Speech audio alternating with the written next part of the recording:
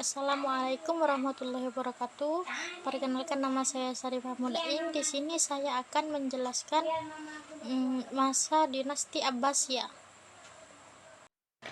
Daulah Abbasiyah atau Bani Abbasiyah merupakan khalifah ketiga yang berkuasa. Di antaranya 750 Masehi sampai 1258 Masehi. Selain menjadi kekhalifahan yang paling lama memerintah, yaitu 5 abad, Bani Abbasiyah juga berhasil menjadikan dunia Islam sebagai pusat pengetahuan dunia. Dinasti Abbasiyah resmi berdiri setelah memenangkan revolusi dari Bani Umayyah pada tahun 750. Dinasti Abbasiyah resmi berdiri setelah memenangkan revolusi kekhalifahan dari Bani Umayyah pada tahun 750. Pendiri dinasti Abbasiyah dan juga sekaligus menjadi khalifah pertama di Bani Abbasiyah adalah Abdullah As-Saffah bin Ali bin Abdullah bin Al-Abbas, atau biasa dikenal dengan sebutan Abdullah Abbas As-Saffah. Belakang berdirinya dinasti Abbasiyah ini tidak terlepas dari masalah-masalah yang mewarnai dinasti Umayyah. Sejak awal berdirinya dinasti Umayyah atau kaum Sunni, kelompok Muslim Syiah telah memberontak karena merasa hak mereka terhadap kekuasaan itu dirampok oleh Muawiyah. Muawiyah ini adalah pendiri dari Bani Umayyah dan keturunannya. Begitu juga dengan kelompok Khawarij yang juga merasa bahwa hak politik tidak dapat dimonopoli oleh keturunan tertentu, tetapi hak setiap para muslim. Masalah ini terus-menerus memburuk hingga abad ke-8 sampai tidak ada lagi yang mendukung Bani Umayyah yang dinilai suka korupsi, sekuler, dan tidak memihak kepada sebagian kelompok. Kelompok lain yang sangat membenci dinasti Umayyah adalah Mawali, yaitu orang-orang muslim yang non-Arab. Mereka yang kebanyakan dari Persia ini merasa tidak diperlukan lagi dengan orang Arab karena diberi beban pajak lebih tinggi daripada yang lain. Kemudian keadaan ini pun kian hari kian memburuk karena terjadinya perang saudara antar Bani Umayyah yang dicap oleh masyarakat bermoral yang sangat buruk. Dikarenakan permasalahan yang terjadi di pemerintahan Bani Umayyah melahirkan gerakan Bani Abbasiyah. Gerakan Abbasiyah sendiri diambil dari nama paman Nabi Muhammad SAW, yaitu Al-Abbas. Gerakan ini berusaha menggulingkan kekhalifahan Umayyah karena mengklaim Daulah Abbasiyah sebagai penerus sejati Nabi Muhammad berdasarkan garis keturunan mereka yang lebih dekat. Dalam revolusinya, Daulah Abbasiyah berbekal janji akan mendirikan sistem yang lebih ideal bagi umat Islam daripada dinasti Umayyah yang dinilai sebagai penindas dan tidak memiliki legitimasi keagamaan. Jadi gerakan yang dilakukan Bani Abbasiyah pun dilakukan oleh sebagian besar orang Arab yang dirugikan Umayyah dengan bertambah faksi Yaman, Mawali, dan Khawarij, kemudian Syiah. Kelompok inilah yang mendukung Abdullah Al-Abbas As-Saffah, keturunan paman Nabi Muhammad, untuk melakukan revolusi guna menggulingkan kekuasaan dari Bani Umayyah untuk mendirikan Bani Abbasiyah. Selain Abdullah Abbas As-Saffah, salah satu tokoh yang berperan dalam proses berdirinya Daulah Abbasiyah adalah Abu Muslim Al-Khurasani. Kemudian Abu Abbas As-Saffah merekrut Abu Muslim Al-Khurasani sebagai agen propaganda sekaligus panglima perang untuk melakukan pemberontakan. Peran Abu Muslim Al-Khurasani begitu sentral ketika menjadi agen propaganda gerakan Abbasiyah. Pada tahun 746 Masehi, ia mampu menarik simpati rakyat Khurasan untuk menggalang kekuatan politik dan mendeklarasikan gerakan oposisi Abbasiyah. Tahun kemudian, yakni pada tahun 747 Masehi, Abu Muslim memimpin pemberontakan pada kekuasaan Bani Umayyah di Meri, sekarang masuk Turkmenistan. Di sana peperangan revolusi Abbasiyah memuncak pada tahun 750 Masehi ketika pertemuan Zab yang menandai runtuhnya Bani Umayyah. Kekhalifahan Bani Umayyah terakhir Marwan II kemudian berhasil ditangkap dan dibunuh di Mesir, sedangkan Abdul Abbas As-Saffah resmi memimpin Bani Abbasiyah sebagai khalifah pertama di dinasti Abbasiyah. Dinasti Abbasiyah ini memerintah sebagai khalifah di Baghdad di Irak setelah menggulirkan kekhalifahan Bani Umayyah. Kemudian Bani Abbasiyah ini ibu kotanya dipindah pemerintahan dari Damaskus ke Baghdad. Selama pemerintahan kekhalifahannya, Abbasiyah menerapkan pola pemerintahan yang berbeda-beda sesuai dengan perubahan politik, sosial, dan budaya. Kekuasaan dinasti ini berlangsung selama 5 abad, yakni dari tahun 132 Hijriah atau 750 Masehi sampai 656 Hijriah atau 1258 Masehi. Pada periode pertama yaitu 750 Masehi sampai 847 Masehi disebut periode pengaruh Persia pertama. Kemudian di periode yang kedua pada tahun 847 Masehi sampai 945 Masehi disebut periode pengaruh Turki yang pertama. Kemudian periode yang ketiga pada tahun 1940 Masehi sampai 1055 Masehi, masa kekuasaan dinasti Bani Buwaih dalam pemerintahan kekhalifahan Abbasiyah disebut juga masa pengaruh Persia kedua. Masa periode yang keempat adalah pada tahun 1055 sampai 1194 Masehi. Masa ini disebut kedaulahan Bani Seljuk dalam pemerintahan kekhalifahan Bani Abbasiyah, disebut juga masa pengaruh Turki kedua. Kemudian periode yang kelima pada tahun 1194 Masehi sampai 1258 Masehi, masa khalifah bebas dari pengaruh dinasti lain. Tetapi kekuasaan ini hanya efektif di sekitar Baghdad dan sampailah diakhiri oleh invasi dari bangsa Mongol. Sementara pemimpin-pemimpin yang berhasil membawa Khalifah Abbasiyah pada masa ke masa, yaitu adalah Al-Mahdi, Al-Hadi, Harun Ar-Rasyid, Al-Ma'mun, Al-Mutashim, Al-Mutsakid, dan Al-Mutawakkil. Yang paling berjaya di masa khalifahan ini ialah bernama Harun Ar-Rasyid pada tahun 786 Masehi sampai 809 Masehi. Pada masa kepemimpinan Al-Mahdi, perekonomian ini mulai meningkat, utamanya peningkatan dari sektor pertanian melalui irigasi dan peningkatan hasil pertambangan seperti perak, emas, dan tembaga dan juga besi. Selain itu, para pedagang juga transit dari timur barat dan juga dari timur ke barat dan juga membawa kekayaan. Pada masa Khalifah Harun Ar-Rasyid dan putranya Al-Ma'mun, kekayaan negara banyak dimanfaatkan untuk keperluan sosial seperti mendirikan rumah sakit, lembaga pendidikan kedokteran, dan farmasi. Selama pemerintahannya, Bani Abbasiyah berhasil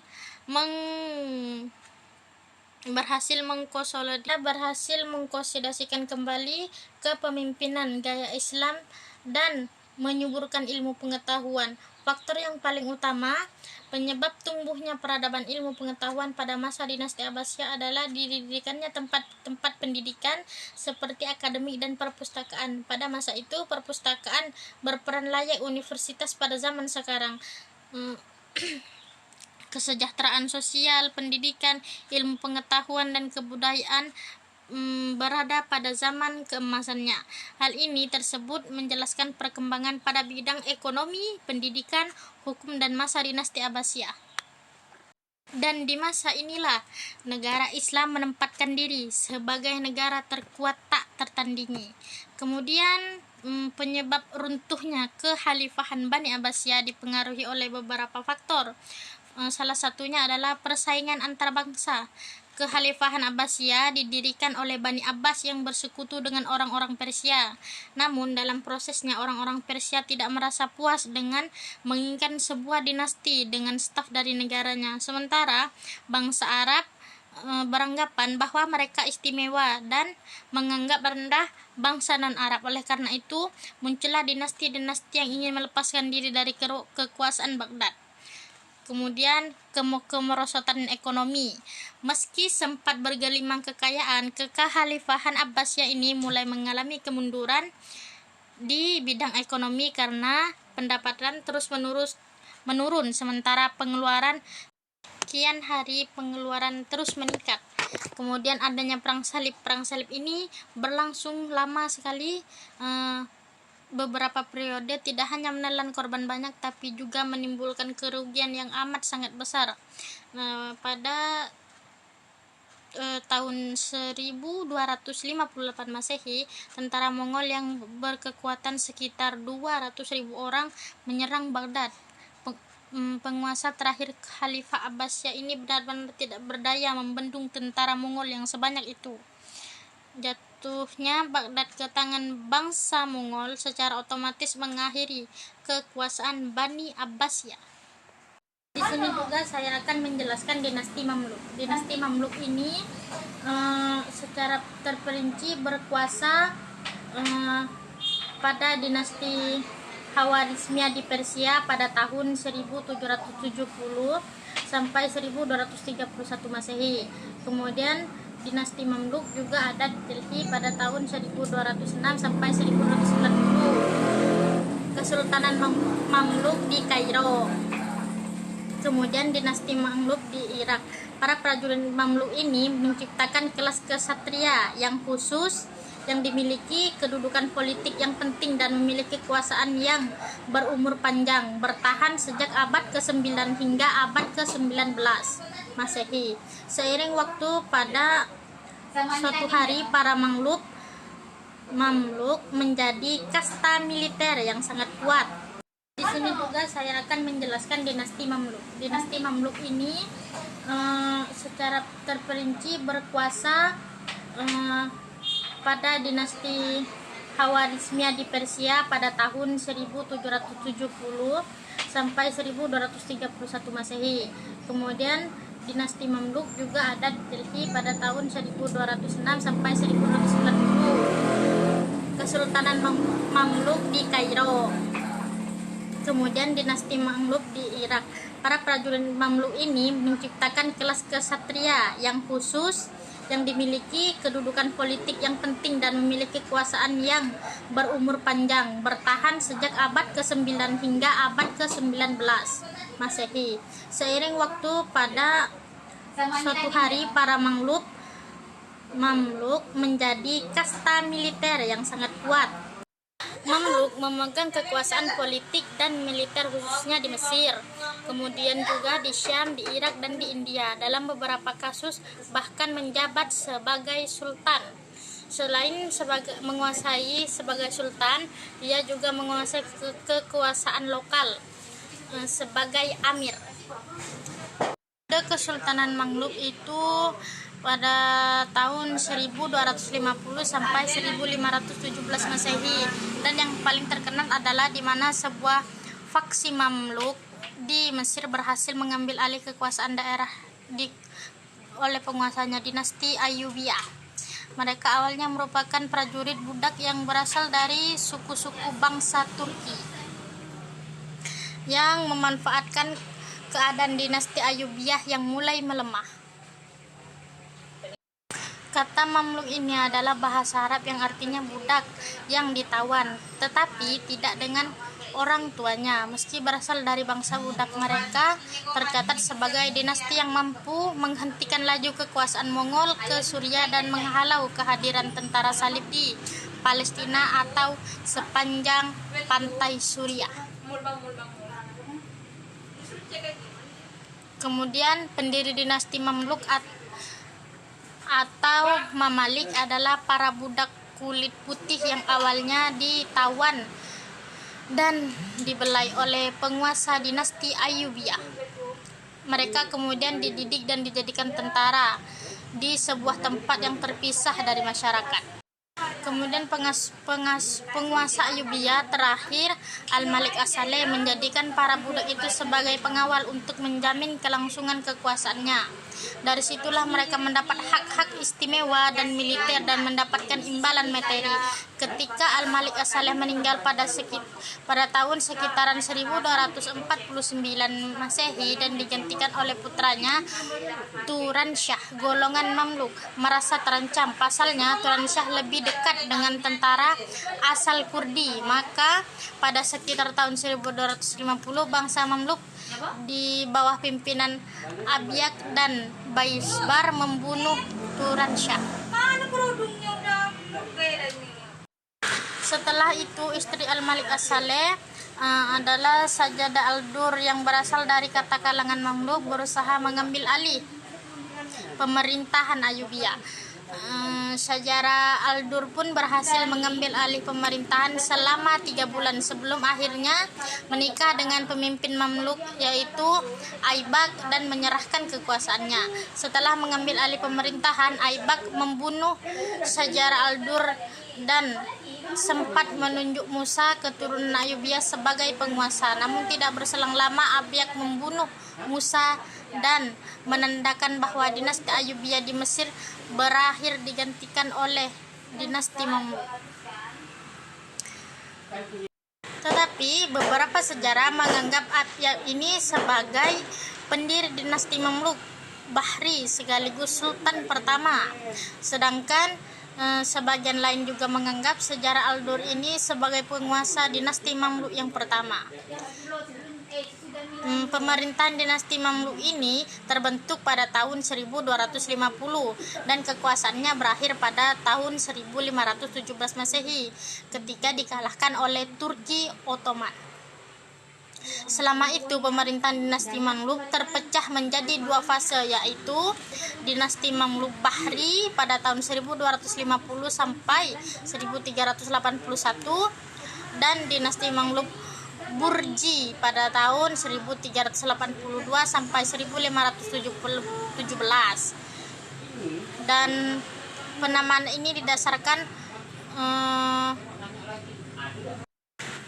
dinasti Mamluk pertama diberi nama Bahri sesuai dengan nama salah satu resimennya, yaitu Resimen Bahriya atau Pulau Sungai. Namanya mengacu pada markas mereka di Pulau Rauda yang terletak di tepi Sungai Nil. Umumnya Abyak diakui sebagai penguasa pertama dinasti Mamluk Bahri yang menerima dari 1250 hingga 1257 Masehi. Setelah Abyak meninggal, pemerintahan Mamluk diganti oleh anaknya Ali yang masih muda dengan didampingi oleh wakilnya Kutus. Pada tahun 1259 Ali mengundurkan diri dan digantikan oleh wakilnya Kutus. Pada masa ini Baibar yang tidak menyukai kekuasaan Aibak dan memilih menyingkir ke Suriah, kembali ke Mesir. Pada saat Kutus berkuasa terjadi serangan pasukan Mongol. Mamluk pun berusaha untuk mengusir Mongol dan bertemu di Ain Jalut pada September 1260 Masehi. Di bawah pimpinan Kutus dan Baibars, Mamluk berhasil mengalahkan Mongol dan mengusirnya dari Mesir. Kemenangan Mamluk tersebut merupakan kemenangan pertama pasukan Muslim atas Mongol. Mereka sekaligus mematahkan mitos bahwa pasukan Mongol tidak terkalahkan. Selain itu, Mamluk menjadi tumpuan umat Islam di sekitarnya, dan para penguasa Suriah pun menyatakan setia kepada mereka. Pusat pemerintahan kemudian dipindah ke Kairo karena Baghdad luluh lantah oleh pasukan Mongol. Tidak lama kemudian Kutus digulingkan oleh Baibars yang berhasil membuat Mamluk menjadi dinasti yang kuat karena kekuatan militernya dan mengalami perkembangan pesat dalam bidang ekonomi. Selama pemerintah antara 1260 hingga 1277, Baisbar pernah mengalahkan tentara Salib di sepanjang Laut Tengah dan pegunungan Suriah. Baybars adalah Sultan Mamluk yang terkenal saleh dan sungguh-sungguh dalam menjalankan syariat Islam. Oleh karena itu, ia juga mengangkat 4 orang hakim agung yang mewakili 4 mazhab besar dalam Islam dan mengatur keberangkatan haji secara sistematis. Pada periode ini, Kairo menjadi kota penting dan strategis bagi perdagangan Asia Barat dan Laut Tengah dengan pihak Barat, serta membuat pusat perkembangan ilmu pengetahuan. Selain itu, berbagai fasilitas umum yang berseni tinggi juga dibangun. Salah satu yang masih bisa dilihat hingga saat ini adalah Masjid Rifai dan Masjid Sultan Hasan di Kairo. Baisban memerintah hingga akhir hidupnya pada 1277, namun para penguasa setelahnya dapat dikatakan tidak membuat perubahan yang berarti. Kemudian pemerintahan Mamluk Burji diawali dengan berkuasanya Sultan Barkuk setelah menggulingkan Sultan Saleh Haj II dari Mamluk Bahri. Kendati demikian, tidak ada perubahan mendasar pada pemerintah Mamluk Bahri dari segi manapun. Pada masa Sultan Barkuk terjadi serangan dari timur penguasa dan penakluk Turki Mongol dan tentaranya yang terkenal kejam-kejam. Setelah Barkuk meninggal, Mamluk dipimpin oleh Sultan Al-Nashir Faroj yang memerintah pada tahun 1399 hingga 1405. Namun setelah banyaknya Sultan Mamluk Burji yang naik tahta di usia yang masih muda, hal ini menjadikan salah satu penyebab memasuki abad ke-16, para penguasa semakin disibukkan dengan gejolak dan pertentangan yang terjadi dalam bidang militer, hingga membuat berbagai sektor lain tidak terurus. Kemudian runtuhnya dinasti Mamluk ini pada awal abad ke-16 terjadi pergolakan di wilayah Syam, Aleppo, dan di selatan Mesir. Itu mulai terjadi perselisihan dengan Turki Utsmani. Sultan terakhir dinasti Mamluk Burji adalah Ashraf Tumanbay yang merupakan seorang pejuang yang gigih, akan tetapi pemerintahan tidak dapat dukungan dari golongan Mamluk sehingga ia harus menghadapi sendiri pasukan Turki Utsmani. Pada akhirnya Tumanbay ditangkap pasukan Utsmani dengan bantuan beberapa petinggi Mamluk dan digantung di salah satu gerbang kota Kairo. Pada masa kekuasaan dinasti Mamluk pun resmi berakhir pada tahun 1517 Masehi. Kemudian saya akan menjelaskan masa dinasti Kesultanan Mughal. Kesultanan Mughal adalah kerajaan Islam yang pernah berkuasa di India dari abad ke-16 hingga abad ke-16. Meski bukan kerajaan Islam pertama di India, kerajaan ini memberikan pengaruh yang terbesar terhadap perkembangan Islam di tanah Hindu. Kemudian Kesultanan Mughal atau kerajaan Mughal ini di India didirikan oleh Zahiruddin Babur, cucu Timur Lek, yang berasal dari keturunan Genghis Khan dari Mongol. Sementara khalifah yang membawa daulah Mughal ke puncak kejayaan adalah Jalaluddin Akbar yang memerintah antara tahun 1556 Masehi sampai 1605 Masehi.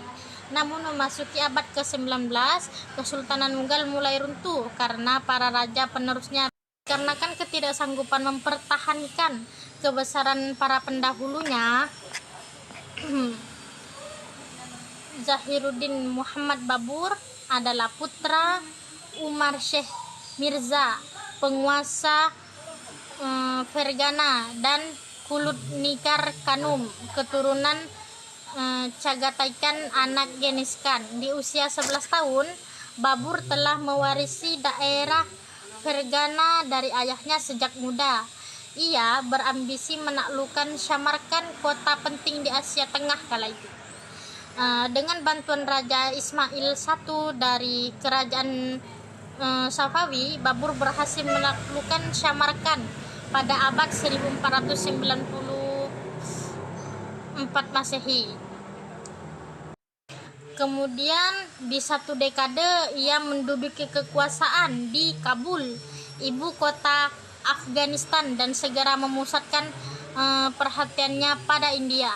Kala itu India dikuasai oleh Ibrahim Lodi dari Kesultanan Delhi yang pemerintahannya sedang tidak stabil. Raja-raja Kesultanan Mughal ini adalah salah satunya Zaharuddin Muhammad Babur pada tahun 1526 Masehi sampai 1530 Masehi. Kemudian Nasaruddin Muhammad. Kemudian Jalaluddin Muhammad Akbar Al-Izam pada tahun 1556 sampai 1605 Masehi. Kemudian Nurdin Muhammad Salim Jahangir pada tahun 1605 Masehi sampai 1628 Masehi. Tapi yang paling berjaya di antara raja-raja tersebut adalah masa Jalaluddin Akbar. Kemudian masa kejayaan Sultan Mughal ini mencapai puncak kejayaan pada masa pemerintahan Akbar pada tahun 1556 sampai 1605 Masehi. Di bawah kendali Akbar, kesultanan ini tidak hanya maju di bidang politik, militer, tetapi juga di bidang ekonomi, pendidikan, arsitektur, seni dan budaya, serta keagamaan. Kejayaan yang diraih Akbar masih dapat dipertahankan oleh 3 sultan berikutnya, yaitu Jahangir, Shah Jahan, dan Alamgir atau Aurangzeb. Pada periode ini, Kesultanan Mughal memiliki pertahanan militer yang tangguh dan sukar ditaklukkan. Stabilitas politik karena sistem pemerintahan yang diterapkan Akbar juga membawa kemajuan dalam segala bidang lainnya. Dalam bidang ekonomi, Kesultanan Mughal dapat mengembangkan program pertanian, pertambangan, dan perdagangan. Di samping untuk kebutuhan dalam negeri, hasil pertanian ini diekspor ke Eropa, Afrika, Arabia, dan Asia Tenggara bersamaan dengan hasil kerajinan seperti kain tenun serta kain tipis berbahan gordin yang banyak diproduksi di Bengal dan Gujarat. Ketika Shah Jahan berkuasa, ia memerintah untuk membangun Taj Mahal yang menjadi salah satu bukti kemajuan di bidang arsitektur Mughal. Pada masa pemerintahan Aurangzeb, pajak dihapus dan harga bahan pangan diturunkan dan korupsi diberantas. Selama 1,5 abad, Kesultanan Mughal menjadi negara adikuasa yang menguasai perekonomian dunia dan mengalahkan dinasti Qing di Cina dan Eropa Barat. Kemudian pada awal abad ke-18, wilayah kekuasaannya membentang dari Bengal di timur ke Kabul dan Sindh di barat, Kashmir di utara ke lembah Kaveri di selatan. Kemudian penduduknya saat itu diperkirakan mencapai 150 juta jiwa atau sekitar 1/4 dari populasi dunia saat itu. Dengan berbagai pencapaian itu, Mughal dapat dianggap sebagai salah satu kekaisaran terbesar di dunia kala itu. Kemudian penyebab runtuhnya kerajaan Mughal ini, setelah 1,5 abad berada dalam kejayaannya, Kesultanan Mughal mulai mengalami kemunduran. Sepeninggalan Aurangzeb, para penerus tidak sanggup mempertahankan kebesaran para pendahulunya. Di bidang militer dan pertanian yang menjadi tumpuan kebesaran Mughal tidak lagi dikembangkan. Kejayaan Mughal pun secara perlahan hilang akibat satu persatu daerah kekuasaannya melepaskan diri dan mendirikan kerajaan baru. Memasuki pertengahan abad ke-19, Inggris telah mengendalikan sebagian besar wilayah kekuasaan Mughal. Raja terakhir Kesultanan Mughal adalah Bahadur Shah II yang hanya memiliki otoritas atas kota Shahjahanabad. Akhirnya digulingkanlah setelah pemberontakan India pada tahun 1857 Masehi. Bahadur Shah II kemudian diasingkan ke Myanmar oleh Inggris dan peristiwa ini menandai berakhirnya dinasti Kesultanan Mughal.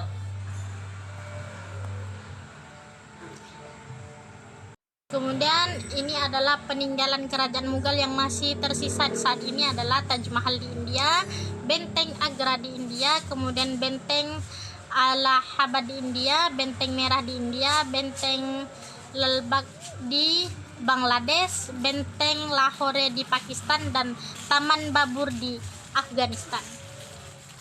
Berikutnya yang terakhir saya akan menjelaskan sejarah Kerajaan Demak atau Kesultanan Demak, merupakan kerajaan Islam pertama di Jawa. Kerajaan yang berdiri pada awal abad ke-16 ini didirikan oleh Raden Patah dan mencapai masa kejayaannya di bawah kepemimpinan Sultan Trenggono.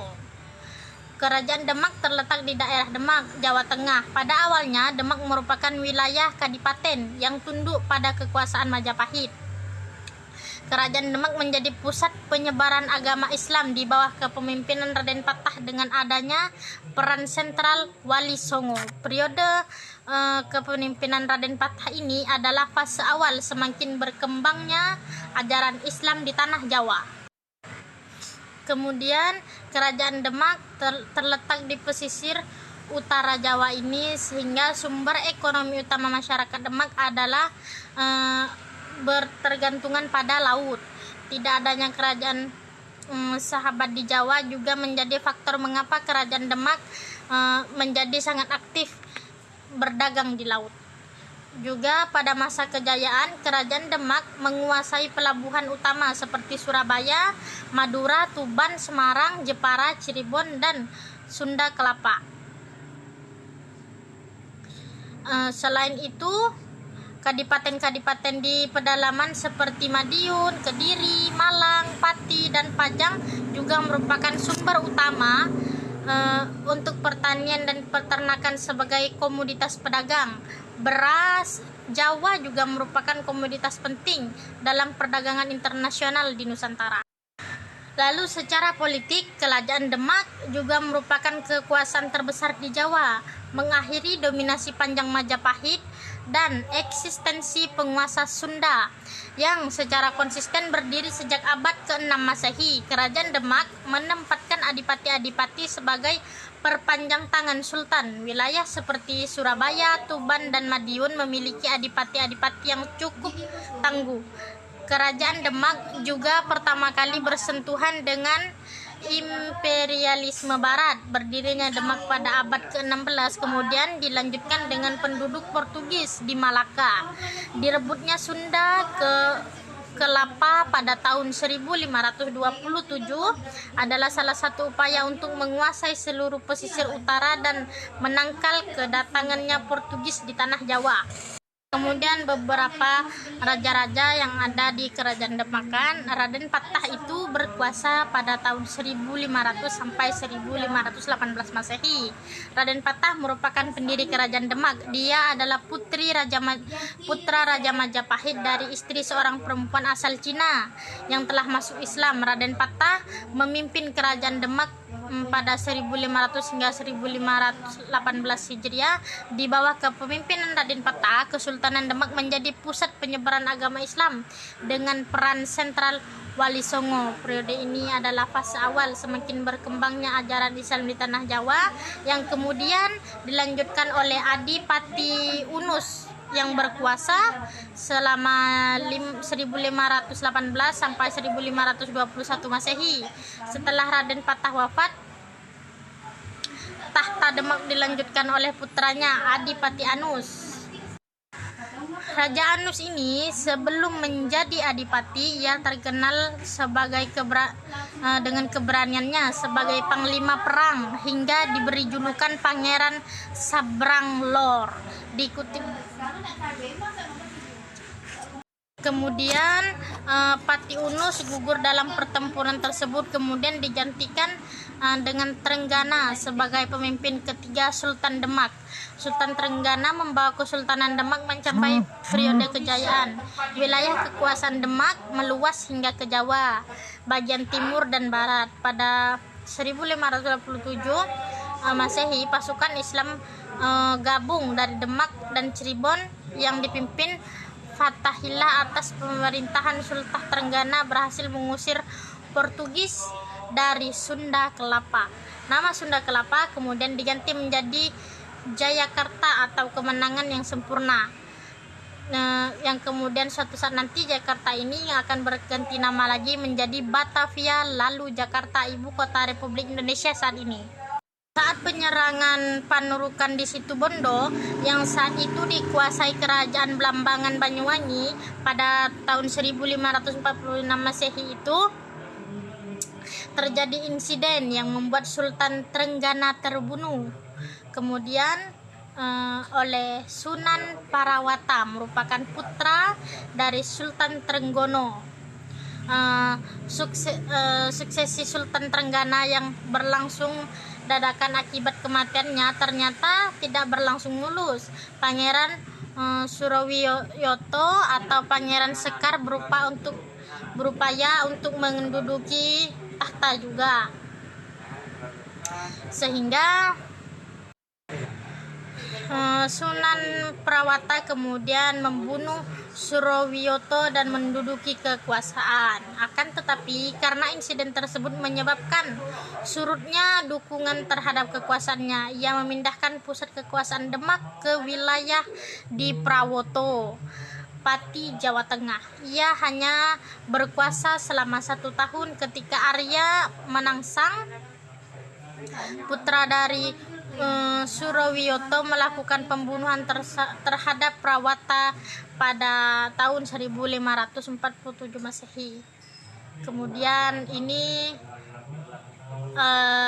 kedudukan diteruskan oleh Arya Menangsang. Arya Menangsang ini menduduki tahta Demak setelah membunuh Sunan Prawata. Ia juga menyingkirkan Pangeran Hadiri atau Kalianmat, penguasa Jepara yang dianggap berbahaya bagi kekuasaannya. Hal ini menyebabkan tidak senangnya para adipati Demak. Salah satunya adalah Hadiwijaya dari Pajang. Hal itu menyebabkan dipindahkannya pusat kekuasaan Demak ke Jipang, wilayah kekuasaan Arya Penangsang. Meskipun begitu, Arya Penangsang berkuasa sampai dengan tahun 1554 Masehi ketika Hadiwijaya dibantu oleh Ki Ageng Pemanahan, Ki Penjawi dan anaknya Sutawijaya memberontak melawan Demak. Arya Penangsang tewas dan Hadiwijaya menduduki tahta dengan memindahkan kekuasaan ke Pajang, menandai berakhirnya setelah berakhir kekuasaan Demak ini. Ada juga peninggalan sejarah dari Kerajaan Demak, yaitu Pintu Bledek, Masjid Agung Demak, makam Sunan Kalijaga, dan dari Pintu Bledek ini merupakan pintu yang dilengkapi dengan pahatan yang dibuat pada tahun 1466 oleh Ki Ageng Selo. Pintu yang dibuat oleh Ki Ageng Selo ini dibuat dengan petir yang tersambar memakai kekuatan supranatural yang dimilikinya, yang ia tangkap saat di tengah sawah. Kemudian Masjid Agung Demak ini peninggalan sejarah yang terkenal dari Kerajaan Demak adalah masjid tersebut. Masjid ini terletak di Desa Kauman, Kecamatan Demak, Kota Kabupaten Demak, Jawa Tengah. Masjid yang didirikan tahun 1479 Masehi ini kini sudah berumur sekitaran 6 abad, tetapi masih berdiri dengan kokoh sebab sudah dilakukan renovasi beberapa kali. Kemudian makam Sunan Kalijaga ini merupakan salah satu dari 9 Sunan Wali Songo yang berdakwah di sekitaran wilayah Pulau Jawa. Pintu yang dibuat oleh Ki Ageng Selo ini dibuat dengan petir yang tersambar memakai kekuatan supranatural yang dimilikinya, yang ia tangkap saat di tengah sawah. Kemudian Masjid Agung Demak ini peninggalan sejarah yang terkenal dari Kerajaan Demak adalah masjid tersebut. Masjid ini terletak di Desa Kauman, Kecamatan Demak, Kota Kabupaten Demak, Jawa Tengah. Masjid yang didirikan tahun 1479 Masehi ini kini sudah berumur sekitaran 6 abad, tetapi masih berdiri dengan kokoh sebab sudah dilakukan renovasi beberapa kali. Kemudian makam Sunan Kalijaga ini merupakan salah satu dari 9 Sunan Wali Songo yang berdakwah di sekitaran wilayah Pulau Jawa.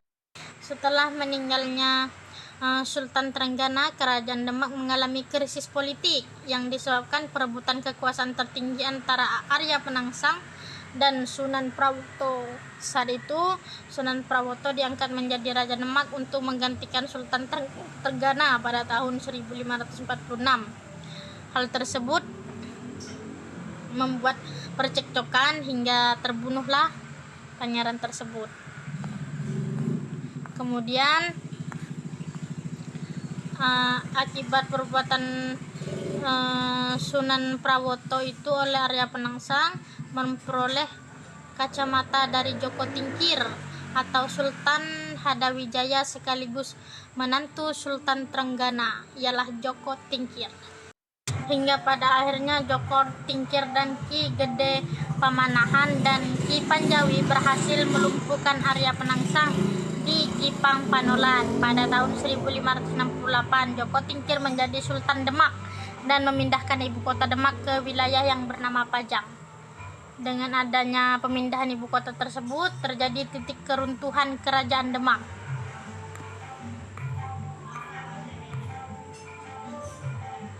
Karena telah runtuh Kerajaan Demak tersebut, berakhirlah kekuasaan Kerajaan Demak. Mungkin hanya ini yang dapat saya sampaikan, kurang dan lebihnya mohon dimaafkan. Apabila ada yang ingin menambahkan, dipersilahkan. Sekian dan terima kasih.